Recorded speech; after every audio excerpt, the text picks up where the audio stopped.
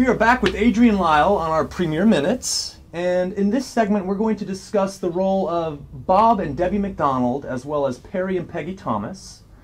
Now, for those of you who don't know, Debbie McDonald is one of the greatest and most decorated dressage riders in the United States, and the Thomases have been great patrons of the sport for many decades now. Now, I want to talk about what role Bob and Debbie McDonald has played in your life, both professionally and personally. Yeah, and there's no doubt that I would not be where I was today if it wasn't for this whole team, the Thomases and the McDonalds behind me.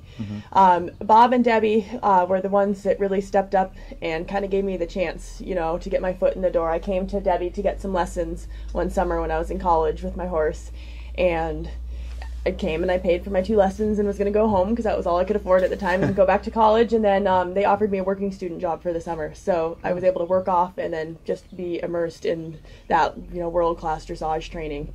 And so they really took a chance on me and let me have an opportunity to prove myself.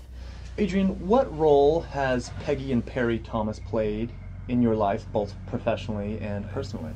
They have been the ones that have made this all possible. They are the owners of River Grove, they are the owners of Brentina and of Wizard, and they've had a relationship for many, many years with the McDonalds, and I think that's something that's really special and not always too common in our industry. They've had a wonderful working relationship together, and they have trusted Debbie enough to back her and give her the chance to do what she's done, and then they've also took a chance to back me and Wizard. Yeah. And you can't do what you need to do in this sport without the role of wonderful sponsors like them.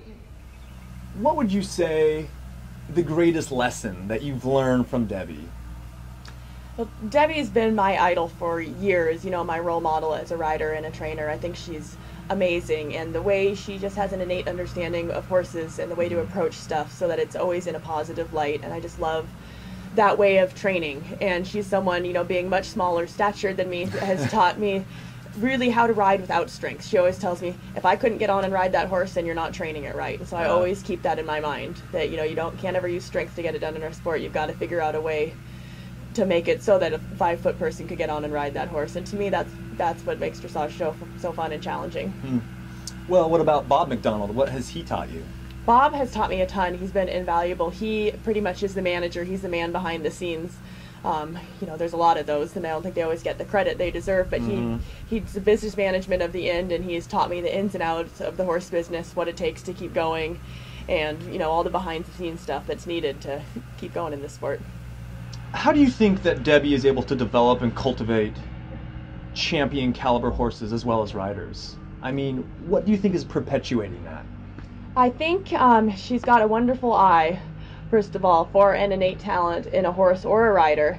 And it's not always what I think is the most obvious, especially when it comes to a horse. It might not always be the horse that's the biggest, flashiest mover, but it's something that you can kind of look at him and have an eye to say, there's something about that one that I recognize as a quality that you could cultivate in it. And I think that's partly just an innate gift and partly through years and years of experience. They've gone with the Thomas family for decades now to the Verden auction in Germany, and they purchase all their horses as young horses, as 3- and 4-year-olds. They've never gone out and bought a trained Grand Prix horse. We make all of our own horses from the ground on up, and so I think they've learned over those years what qualities to look for. And I've been trying my best to learn as well, learn from them. What specific quality? Can you elaborate a little bit more? From a young horse? With a young horse, it's easy to see what they move like. You can see what they look like, see what they move like, but there's a certain feeling you can get when you sit on them, the rideability, the sensitivity, their eagerness to work, and that's what separates. There's a lot of good moving horses out there, but that's what separates the good from the great, the ones that really have that drive to go on and do the big sport. Besides Debbie, do you have any other mentors? I've been with Debbie now, this will be my 9th year. Obviously before that I grew up on Whidbey Island in Washington, and there were quite a few people that played a role in my life, giving me my start in dressage and supporting me and kind of helping my family get the idea of being in this horse world, because like I mentioned, we were not a horsey family. And so there was just a bunch of wonderful parents of friends in the pony club and a whole support system that really helped me get to where I was able to then go to Debbie. Now, there seems to be a trend of horse owners as a whole understanding the benefits of a proper riding surface. Now, I'm specifically talking about the footing.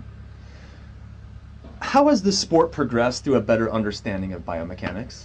Absolutely. I mean, that's our rink, that's our playing field. We're out there for hours a day, and it takes this whole village. We've talked about the Thomases, the McDonalds. It takes all this support, and this is an incredible investment you have. And so the footing is paramount. That, you know, you're riding your investment on that you put your hours, you put your dollars, you put your time in. And if that's not just perfect, you're risking an injury, you're risking the training not being as beneficial as possible. And so it couldn't be more important than having good footing. And just so our viewers know, you actually ride on what we call Protex. And essentially there's this whole fine line between trying to find the right amount of cushion and the right amount of stability. Yeah, there is. And recently this summer we had Premier up, and they kind of revamped some of our footing. One of the rings was getting a little bit too deep and soft, the other was getting a little too packed, and so we were able to find the right kind of Premier footing to put in each ring to bring it back to that level we like, that's got, you know, enough give and enough cushion but still enough stability. Adrienne, once again, thank you so much for joining us here on Premier Minute. We have appreciated all of these segments, and I'm sure our viewers will as well. Thank you.